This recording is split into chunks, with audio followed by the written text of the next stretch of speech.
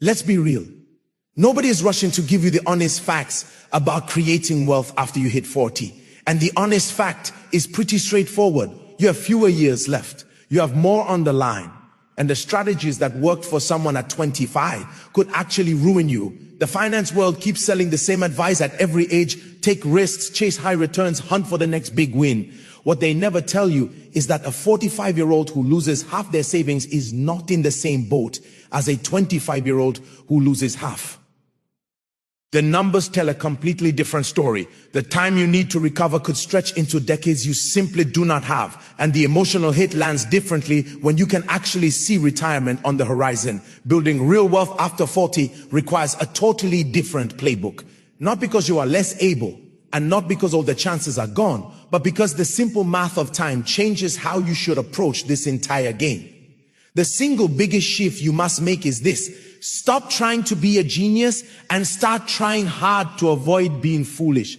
That might sound like the same thing, but it is not. And grasping that difference could be the most valuable money insight you ever get. Basic math is where most financial plans start to crumble. So that is exactly where we begin. Losing 40% of your money at age 25 gives you 40 years to bounce back. 40 years of compounding. 40 years of earning, 40 years of new chances coming your way. Losing 40% at age 50 leaves you with maybe 15 working years left.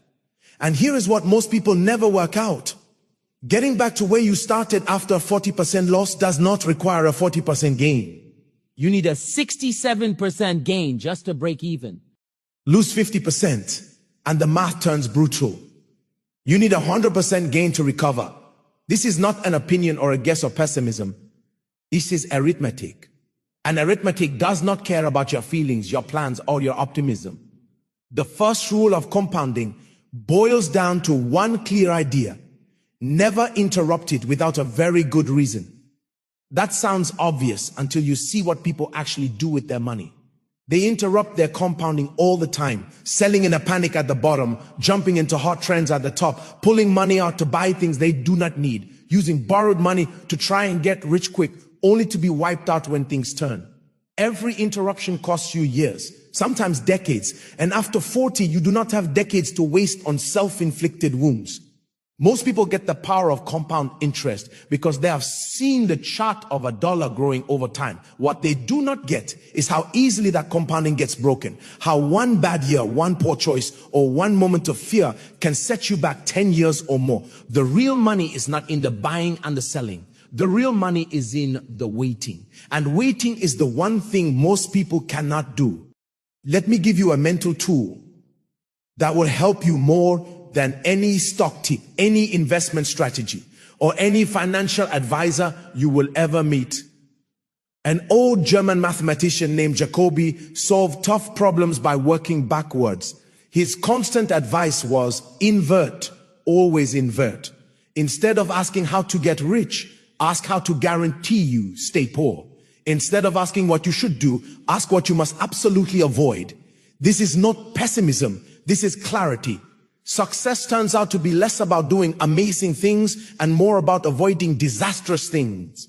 The people who build lasting wealth are not necessarily smarter than everyone else. They have just made fewer crushing mistakes along the way. As someone once joked, I want to know is where I'm going to die, so I'll never go there. That sounds like a joke, but it is not. It is some of the most practical financial advice you will ever hear. So let us invert the question and figure out exactly how to guarantee financial failure after 40. Once we know that, we will know exactly what to avoid. Destroying your finances after 40 follows a pretty simple recipe. The first ingredient is borrowed money for investing. Use margin.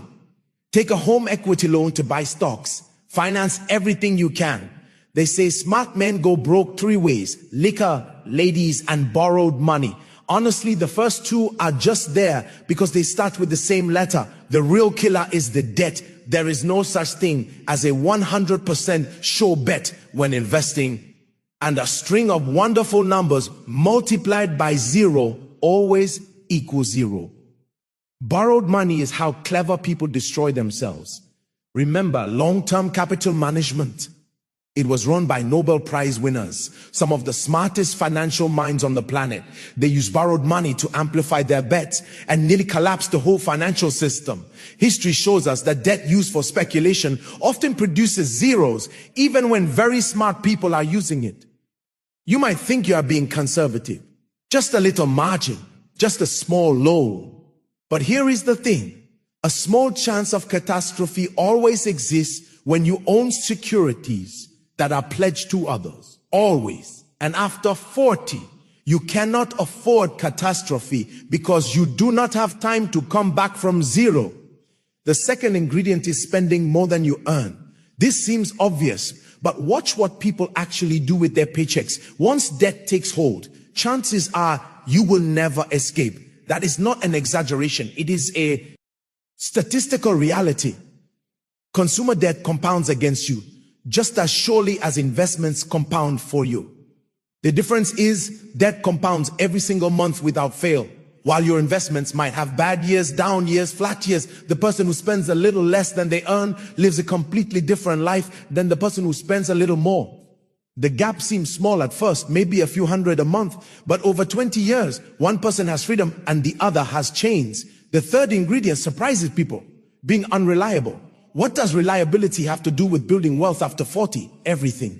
Unreliable people sink fast, no matter their other good qualities. The opportunities that build wealth flow through trust. Things like business partnerships, investments, promotions, referrals. Trust gets built through reliability, through showing up when you said you would, delivering what you promised, being the same person on Monday that you were on Friday. Unreliable people burn through relationships and lose opportunities. They spend their energy rebuilding what they already had instead of building something new. After 40, you do not have time to keep starting over. Every relationship you burn, every bridge you destroy, every promise you break costs you years of compound trust you cannot get back.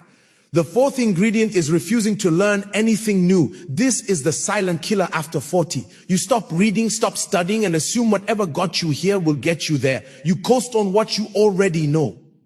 Here is the reality. You are not going to do very well in life based only on what you already know. The world changes, industries transform, skills become obsolete. The knowledge that made you successful at 30 might be worthless at 50. Without lifelong learning, you fall behind slowly at first, and then suddenly you wake up one day and realize that younger people with half your experience are getting the opportunities you wanted, not because they are smarter, but because they never stop learning.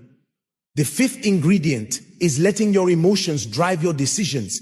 Panic when markets drop. Get greedy when they rise. Make major money decisions when you are angry, afraid, or overexcited.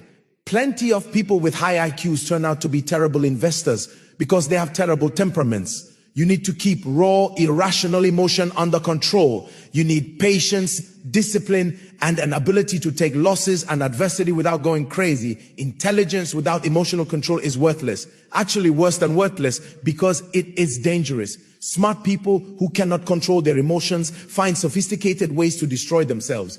That is the complete recipe for guaranteed financial failure. Borrowed money, overspending, unreliability, refusing to learn, and emotional decision making. Now you know exactly what to avoid. But knowing is not enough. Something is working against you that is far more powerful than a bad strategy, and that is your own psychology. 3 psychological traps destroy more wealth after 40 than any market crash. The first trap is comfort.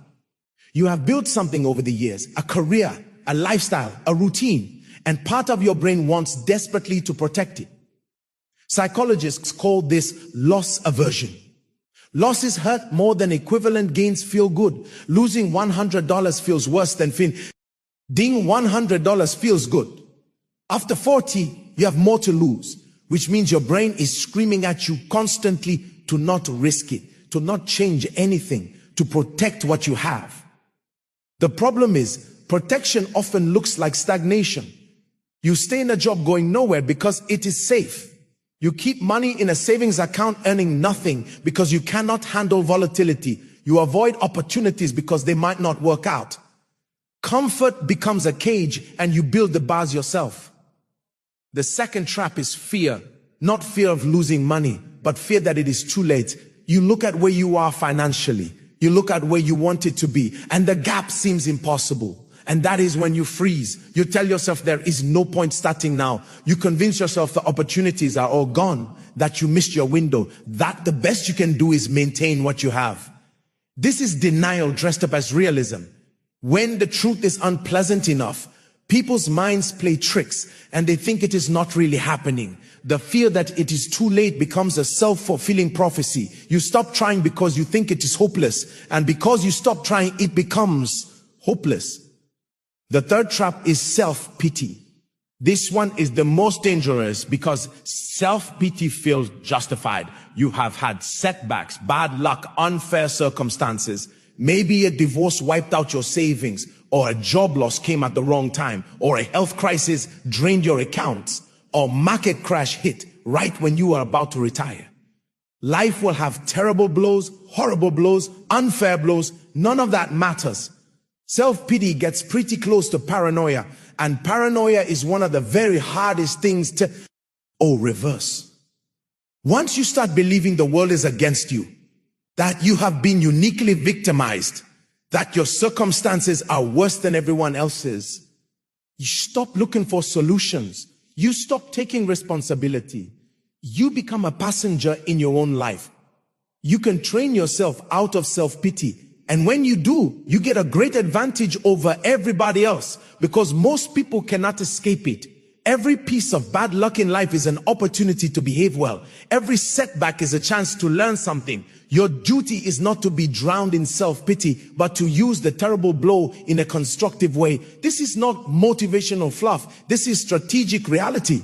The people who build wealth after 40 are not the ones with the fewest setbacks, but the ones who refuse to let setbacks define them. Here is where I tell you something you probably do not want to hear. Most people who are broke at 40 are not unlucky. They are not victims of circumstance, and they are not held back by forces beyond their control. They are broke because they keep making the same stupid mistakes. I have watched people earn excellent incomes and end up with nothing, not because they lack opportunity, but because they could not stop interrupting their own progress. They would build something and then tear it down, save money, and then blow it on something unnecessary, find a good investment, and then sell it at the worst possible time. You can learn to make fewer mistakes than other people, and you can learn how to fix your mistakes faster when you do make them.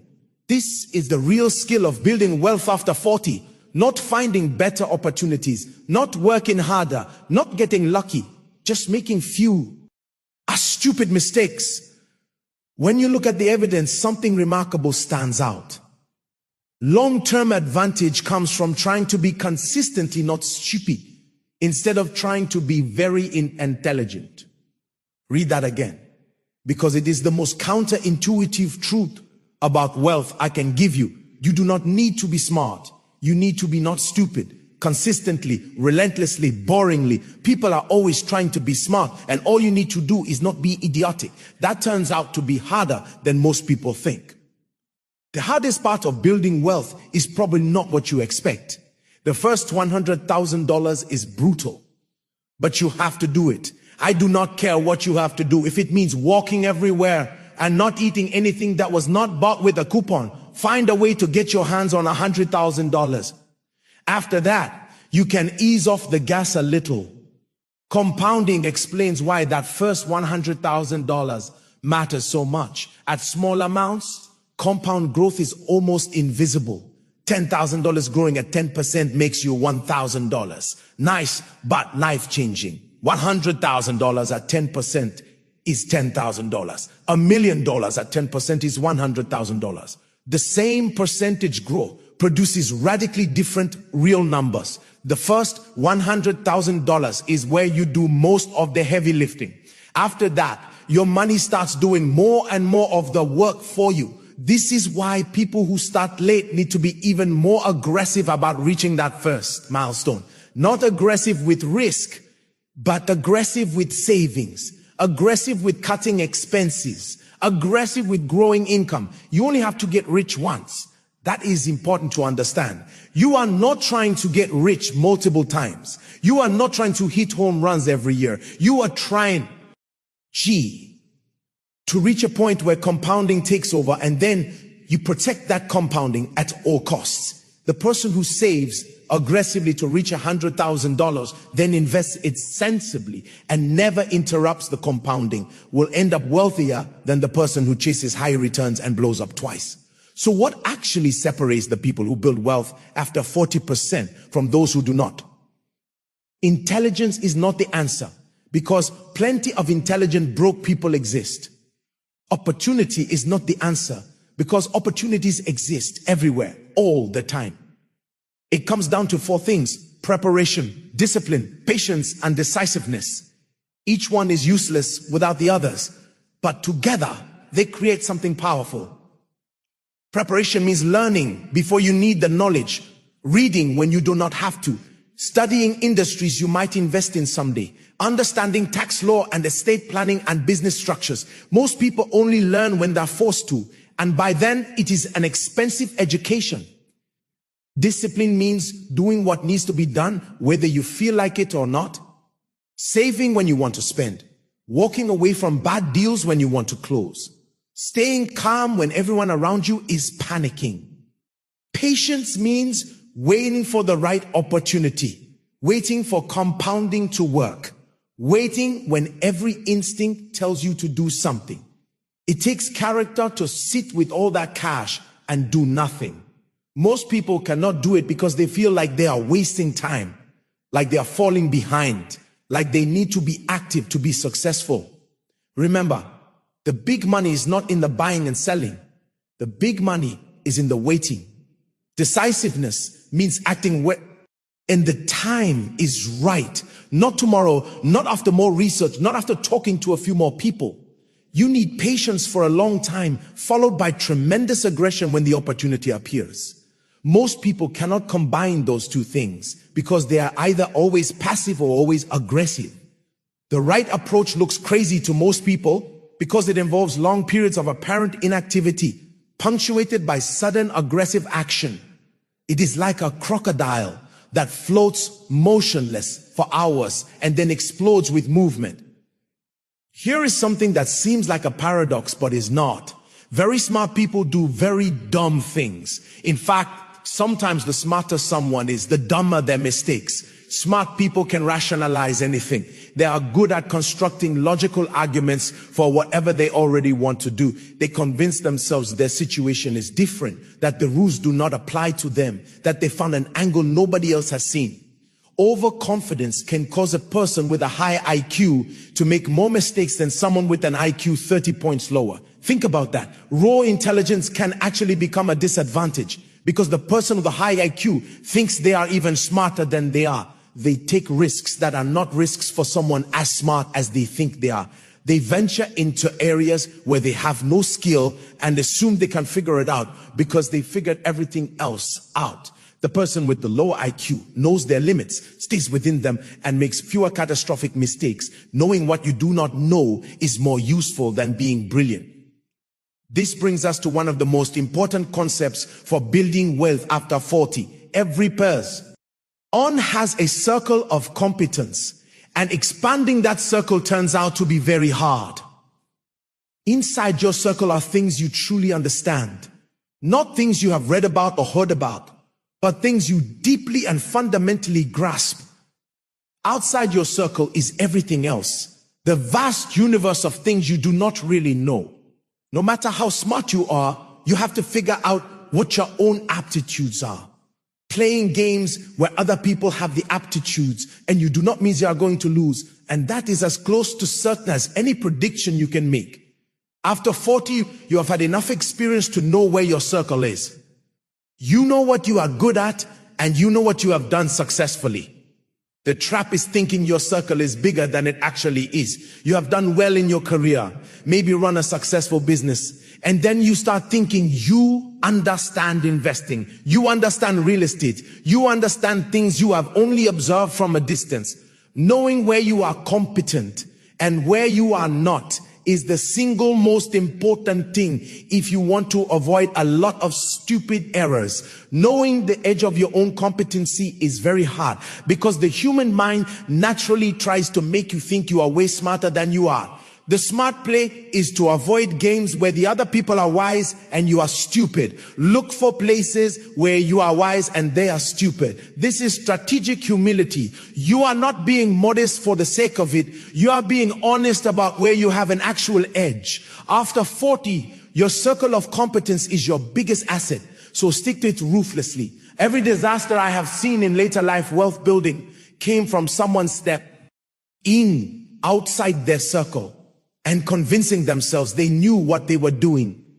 But here is the thing about your circle of competence. It is not fixed.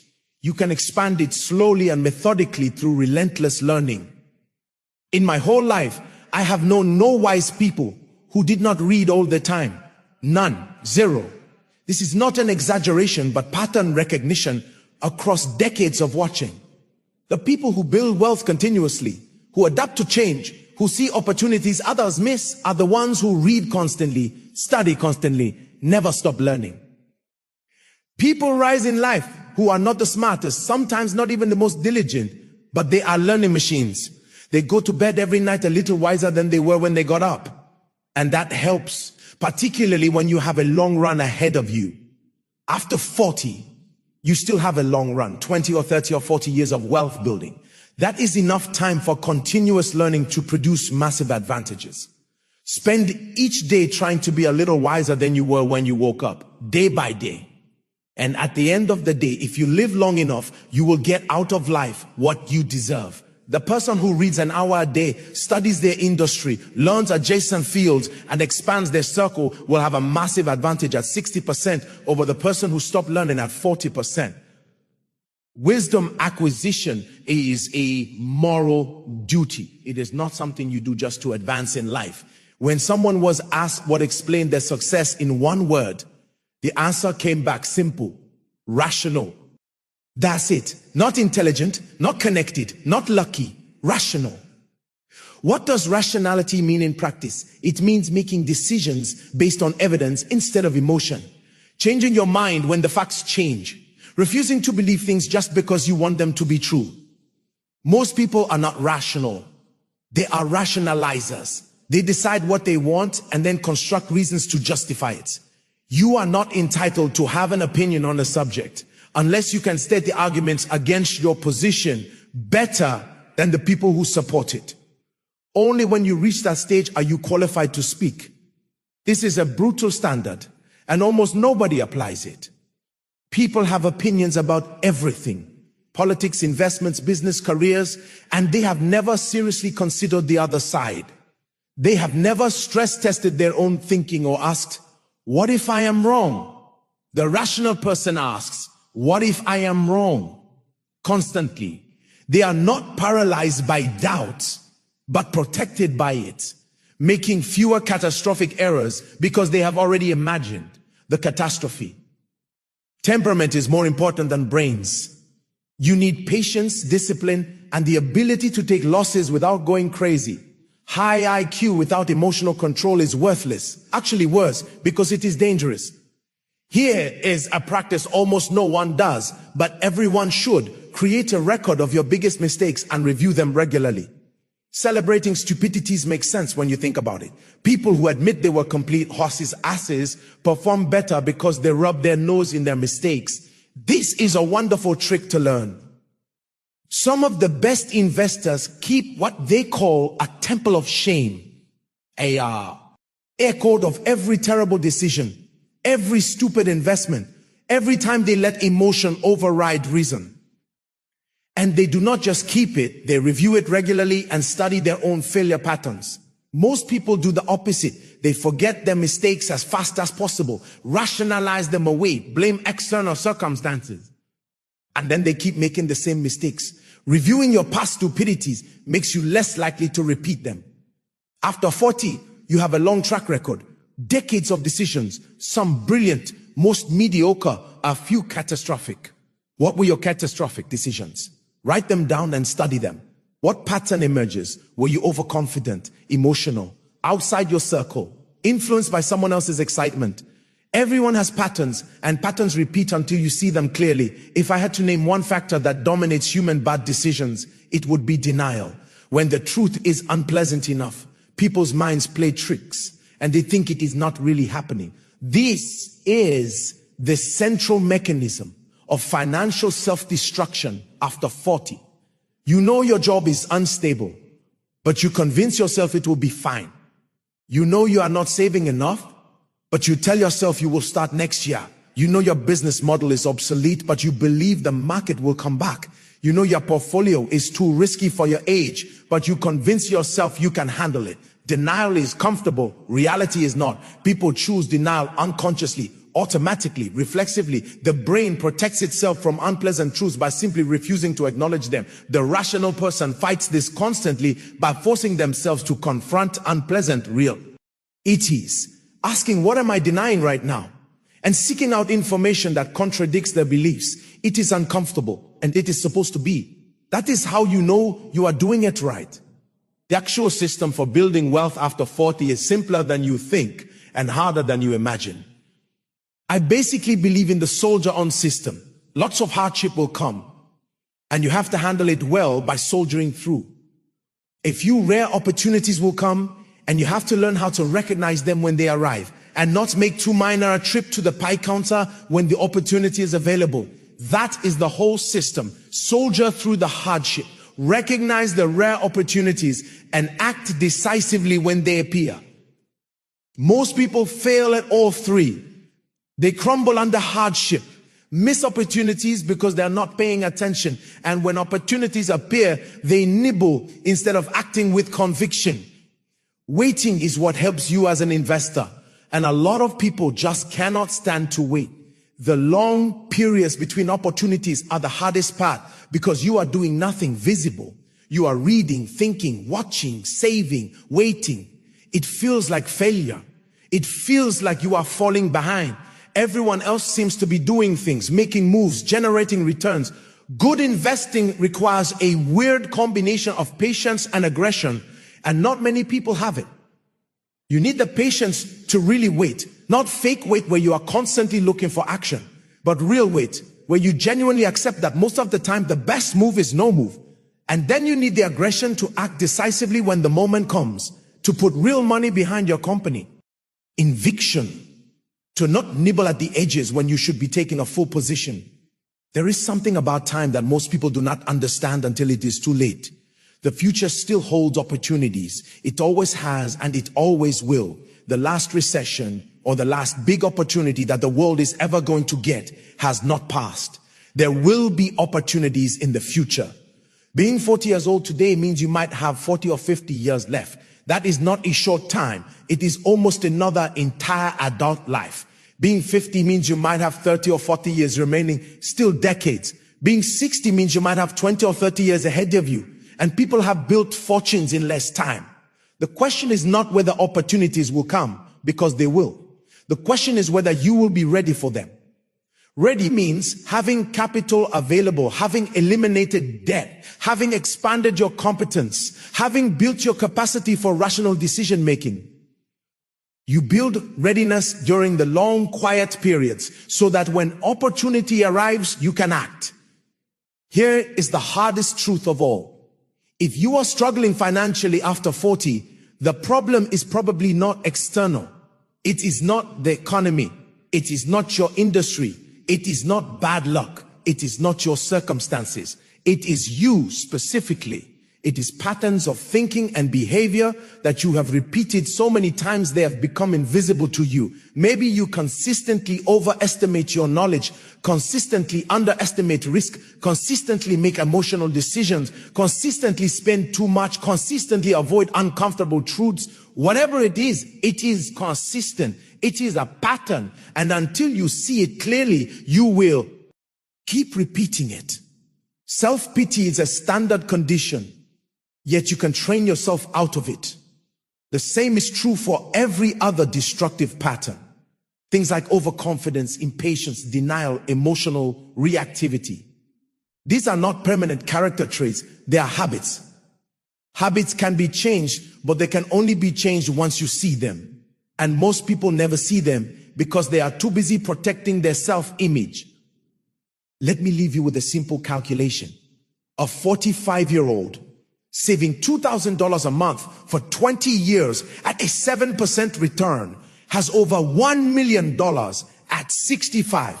A 50-year-old saving the same amount for 15 years at the same return has around $630,000 at 65. A 55-year-old saving for 10 years has around $340,000 at 65.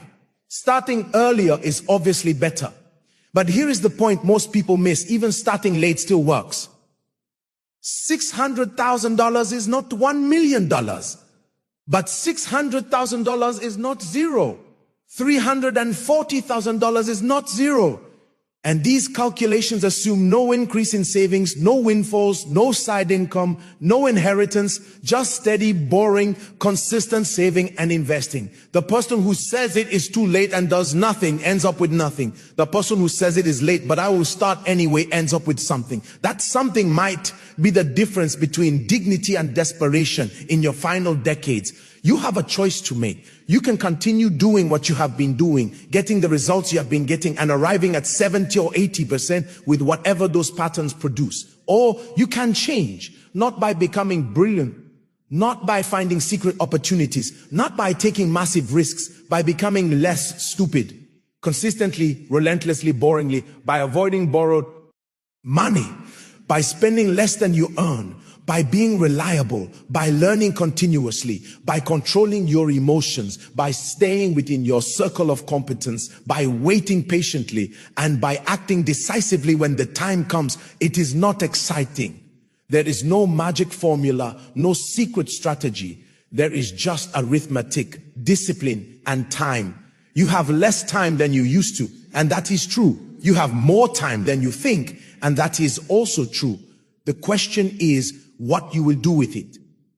Go to bed tonight a little wiser than you were this morning.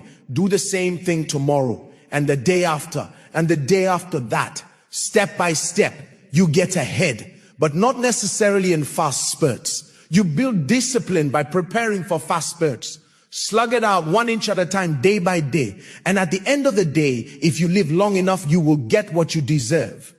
That is the truth about building wealth after 40. It is not about being smart. It is about not being stupid. Consistently, relentlessly, until the compounding does its work. Now let's talk about what happens after you decide to change. It begins not with a roar, but with a quiet, stubborn whisper in your own mind. No more. No more pretending the rules are different for you. No more believing you'll outsmart the market. No more waiting for permission or the perfect moment. That whisper is the sound of your old pattern starting to crack. And in those cracks, real change can grow. You might look at your accounts, your debts, your resume, and feel a heavy weight. That weight is real, but it's also your fuel. That discomfort, that unease, that is the signal you are finally being honest with yourself.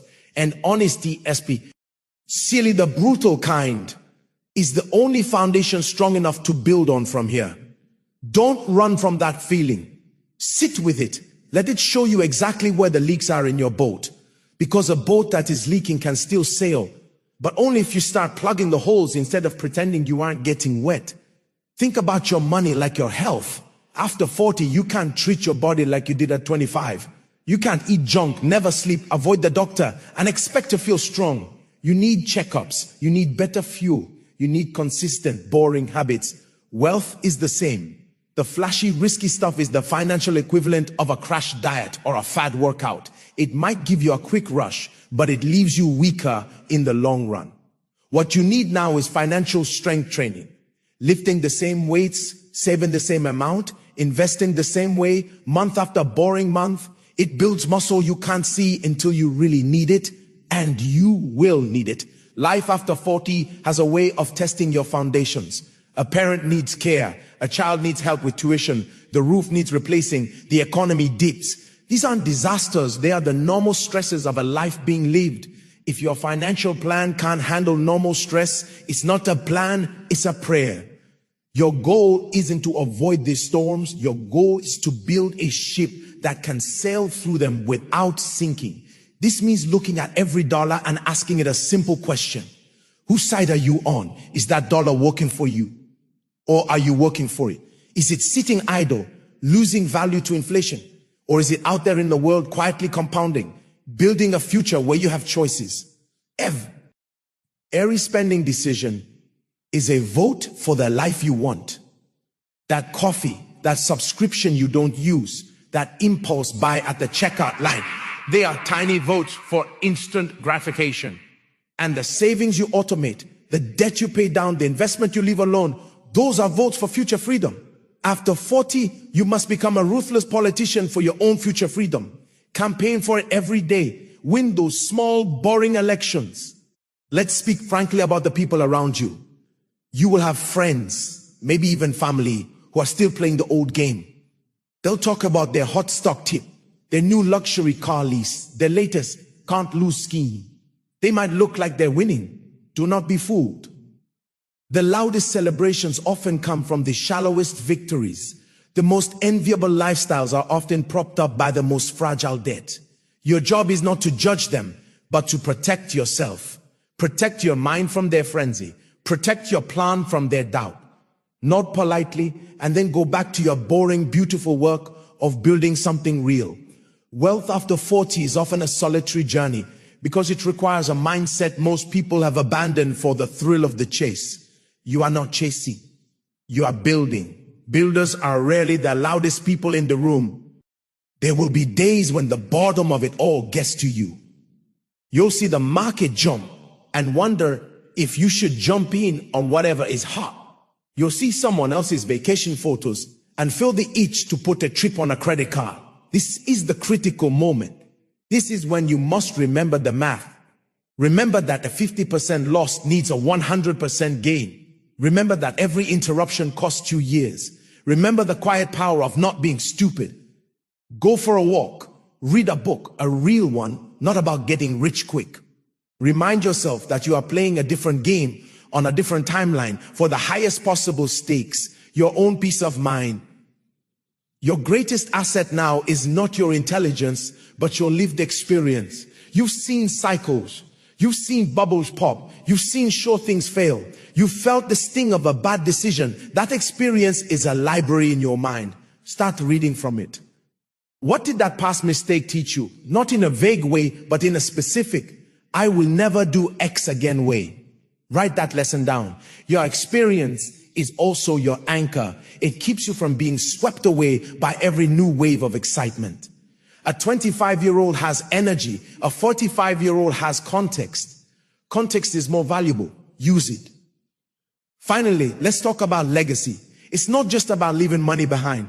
It's about the story you leave behind. What is the story of your 40s, 50s, and beyond? Is it a story of frantic scrambling, of regret, of what if?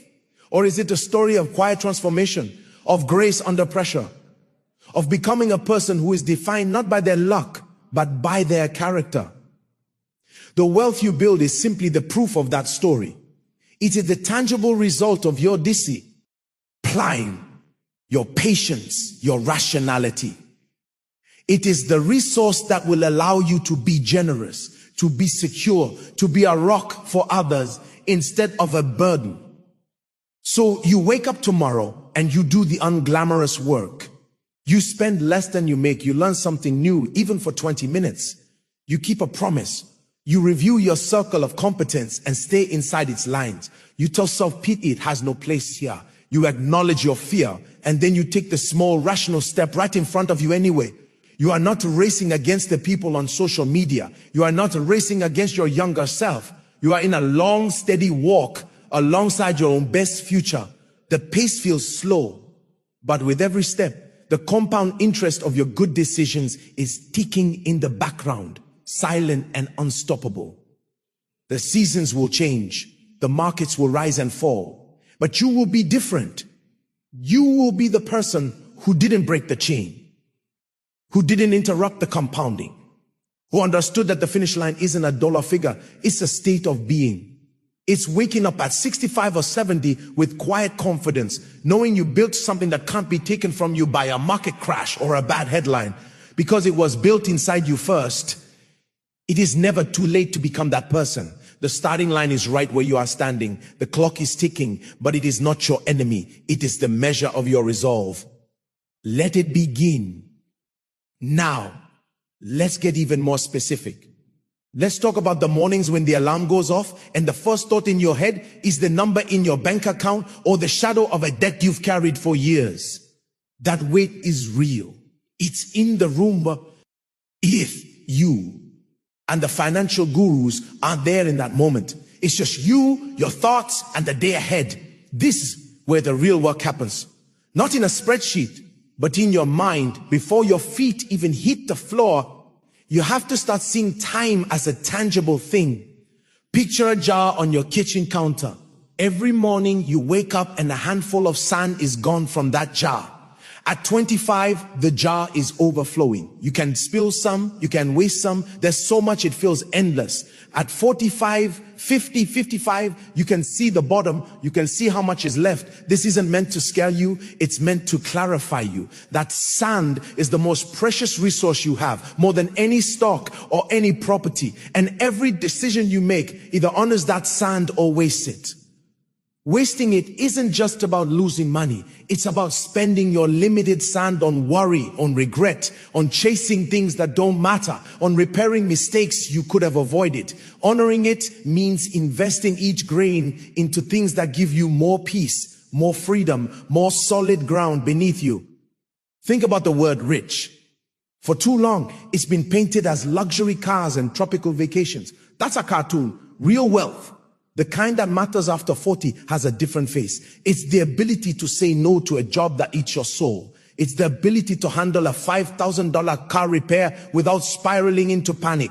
It's the quiet Tuesday evening where you're not consumed by money anxiety. It's the look in your partner's or your child's eyes when they realize the pressure is off. Not because you won the lottery, but because you built a wall between them and the chaos of the world, brick by boring brick. That is the target, not a number on a screen, but a feeling in your home. This requires a kind of ruthlessness with yourself. You will have to kill your old fantasies, the fantasy of the magical deal that solves everything, the fantasy that someone is coming to save you, the fantasy that your past successes guarantee your future. These fantasies are like weeds. They grow back if you don't pull them out by the root. The root is usually a story you tell yourself, I deserve this splurge, or this time is different, or I'll fix it later. You must become an editor of your own internal story. When you hear that script start to play, you must have a new, truer line to replace it. I deserve future security. The math is never different. Later is a thief. And what about the loneliness of it? It can be lonely.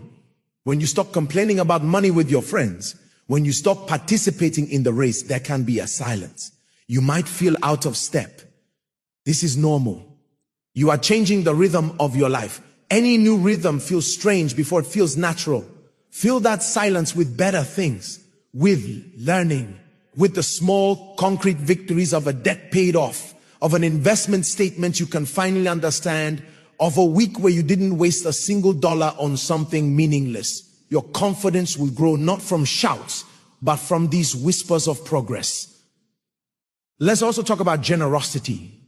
This might seem counterintuitive when you're focused on building, but true wealth has a circulatory system. It must flow or it stagnates. Generosity after 40 isn't about grand gestures. It's about intentionality.